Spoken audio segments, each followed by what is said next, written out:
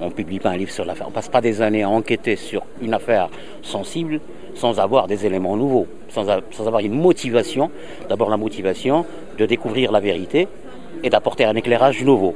C'est le cas de ce livre où je regroupe tous les éléments nouveaux depuis plusieurs années et où surtout je démystifie d'une façon radicale et définitive, j'espère, la version officielle et qui est prise en compte par la quasi-totalité des historiens et des spécialistes, essentiellement français. Quelle est la thèse justement que vous défendez dans votre livre? Pour moi, Ben Barka a été enlevé à Paris par des agents français, des policiers, des agents français, et puis et avec l'apport d'un service secret étranger, le Mossad, les services secrets israéliens, qui avaient en 65 des raisons d'en vouloir à Ben Barka. En 65, je dirais en 65, mais pas avant. Je pense qu'en 63, par exemple, lorsque les Marocains avaient demandé au Mossad de l'aide pour l'humilier, pour enlever Ben Barka et l'humilier parce qu'il venait d'être condamné par contumace pour sa prise de position en faveur de l'Algérie dans la guerre, durant la guerre des sables, c'est-à-dire la guerre algéro-marocaine. Et à ce moment-là, Ben Barka était un socialiste marocain qui n'était pas très très connu et qui ne gênait pas les Israéliens, qui étaient des travaillistes, c'était au pouvoir. Donc les Israéliens ont dit, ça ne nous intéresse pas de prendre des risques. Mais en 65, la donne a changé. Ben Barka a pris de l'importance avec la tricontinentale, mais surtout, la donne a changé du point de vue de la politique intérieure marocaine parce que Hassan II cherchait absolument à le récupérer justement dans le cadre d'un gouvernement d'union nationale. Donc, puisque Ben Barka menait une campagne internationale contre le sionisme et surtout l'implantation grandissante des intérêts israéliens en Afrique subsaharienne, il posait problème. Il posait également problème au service français.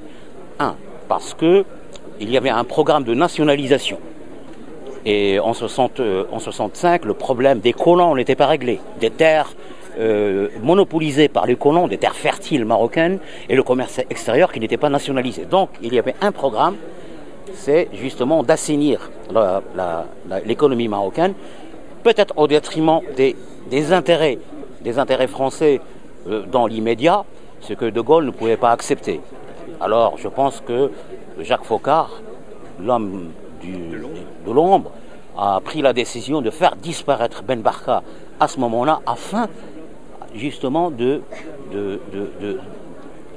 d'empêcher le Maroc de connaître ce tournant historique.